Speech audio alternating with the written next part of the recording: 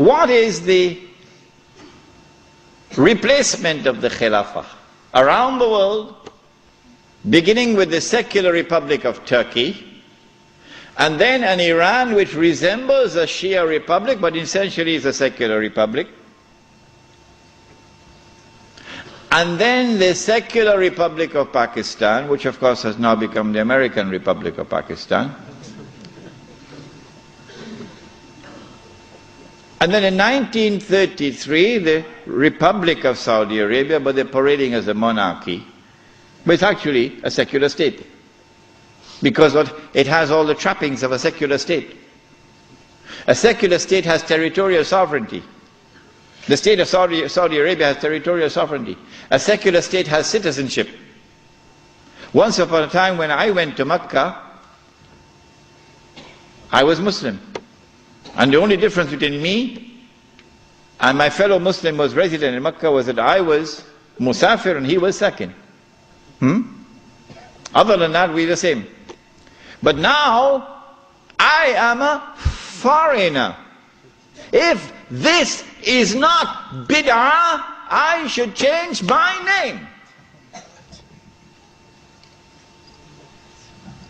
I am now a foreign national, and they are Saudis.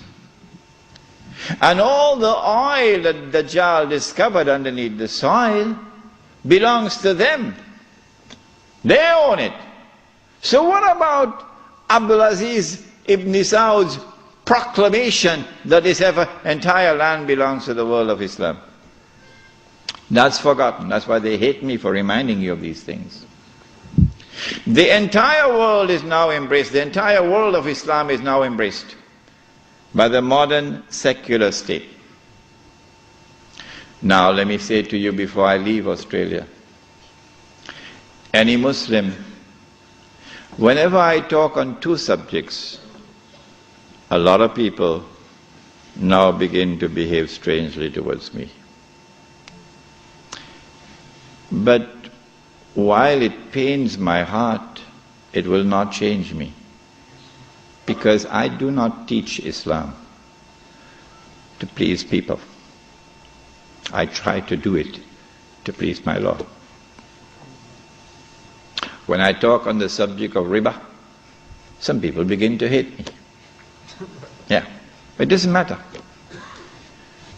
When I talk on this subject also, when a Muslim pledges his allegiance to the modern secular state and to its constitution, which declares that Allah is no longer Al-Malik, no longer Al-Akbar, no longer Al-Hakam. The state is now Al-Malik, Al-Akbar and Al-Hakam. And the state can make halal what Allah made haram. When a Muslim pledges his allegiance, and you've got to do that to get citizenship. Oh yeah. Can't get a US passport without pledging allegiance. When you do that, you commit shirk. If you don't believe me, no problem. No problem. When you reach the grave, then you will see. When a Muslim goes and votes in the elections to constitute the government which will preside over this shirk, you enter into shirk.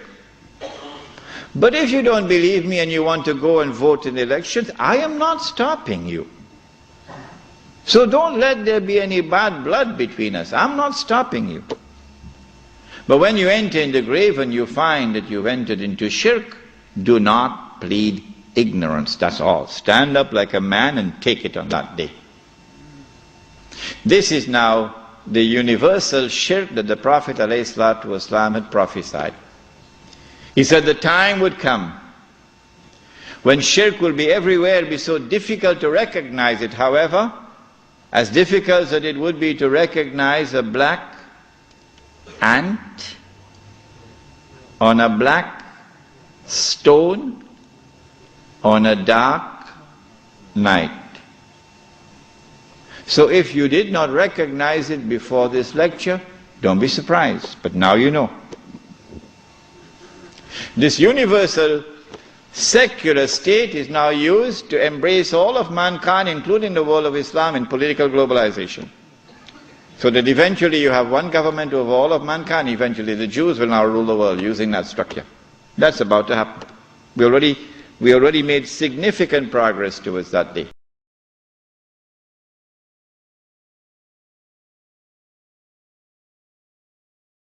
The people are divided along the lines of tribe, along the lines of color, along the lines of language. Even more absurd and even more ridiculous. It's insane. I think we Muslims are in a collective state of psychosis because we're proud to belong to a country that was a map drawn by the non-Muslims 40, 50 years ago. How insane is that? Zindabad, Pakistan. Zindabad, Pakistan. Pakistan is a country that was put there by the British. Maps drawn on the line. Egypt, Libya, Tunisia, Morocco. Lines drawn on maps by the French, by the Italians, by the British. Dividing us up into nations. And now we are screaming fanatically, rallying behind some flag that didn't even exist 100 years ago, ready to fight for it and die for it. This is madness. This is sickness. This is something so far removed from what Allah revealed to Muhammad sallallahu alayhi wasallam. It's nothing but hizbiyah. It's nothing but another form of tribalism, of partisan spirit, about which the Prophet sallallahu alaihi wasallam said, whoever calls for asabiyah, whoever calls for tribalism, and whoever fights for asabiyah, for tribalism, then they call and they fight and they die the death of Jahiliyyah. They die and they fight and they call for the death of ignorance, the time of ignorance. Yet these are the lines upon which we are divided. Nationalistic lines, tribalistic lines, sectarian lines. Yet Allah warned us in the Quran, many times in the Quran, about the danger of dividing into sects and groups. Indeed, He said, Allah subhanahu wa ta'ala said to the Prophet sallallahu alayhi wasallam, as for those people who divide their deen into sects, the meaning of which is, as for those people who divide their deen into sects, you have nothing to do with them in the least. Their reckoning is with Allah subhanahu wa ta'ala. And in the Quran, Allah likened those people who divide the religion into sects and into groups. He likened them to the mushriks. And indeed it is one of the quality and the sifat and the attributes of disbelievers, that they divide the deen into sects. They divide the religion into groups. Each one rejoicing in the part that is with them.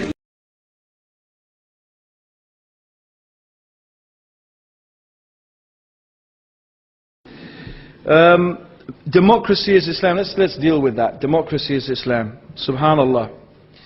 What is democracy? Again, in my shallow and simplistic interpretation of things, but historically correct.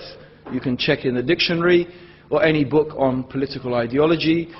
Democracy is a system that claims or teaches that the rule is for the people. The people decide in democracy what is allowed and what is not allowed, what is forbidden and what is not forbidden. This is what democracy means. Democracy means the rule of the people.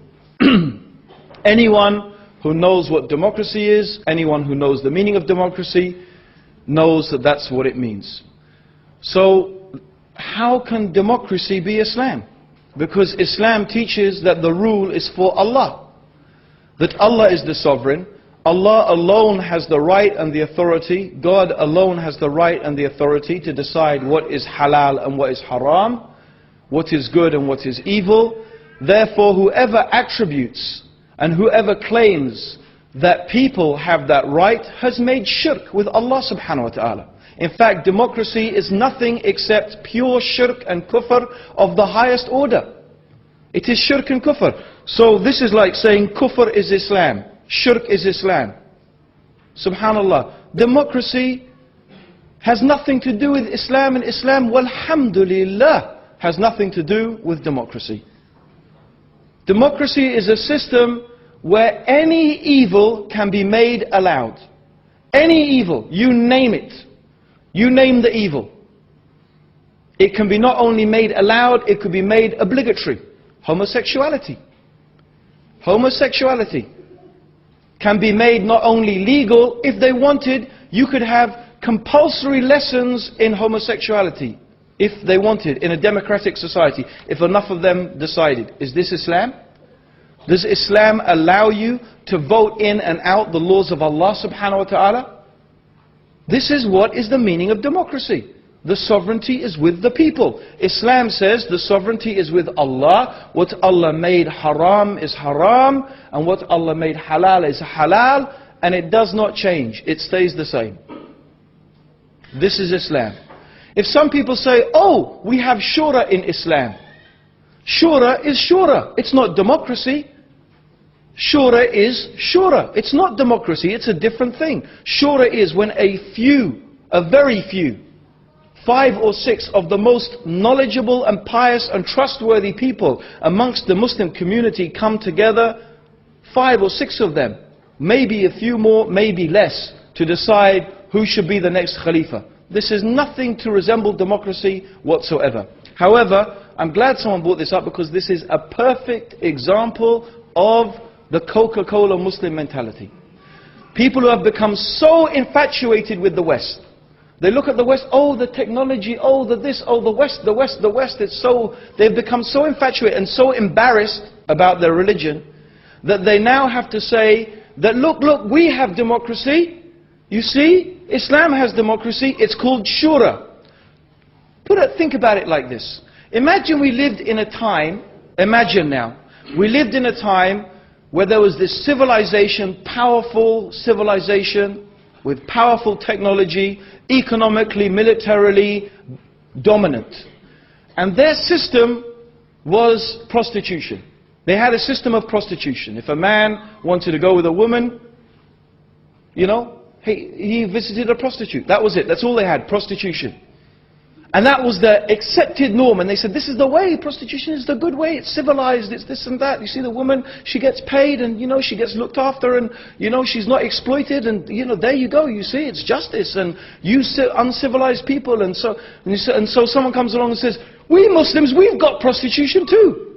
It's called nikah. You see, the woman, we get married to her and we give her mahar, a dowry, we pay her some money. We've got prostitution as well. Yes? Why not? Why not? Because what? Because you're so affected by someone, you want to say, we've got democracy? Islam does not have democracy. Either the person who said this does not know what democracy is, or they do not know what Islam is. One of the two things. Or the worst thing would be that they know what democracy is, and they know what Islam is, but they still say this. May Allah protect us. Subhanallah.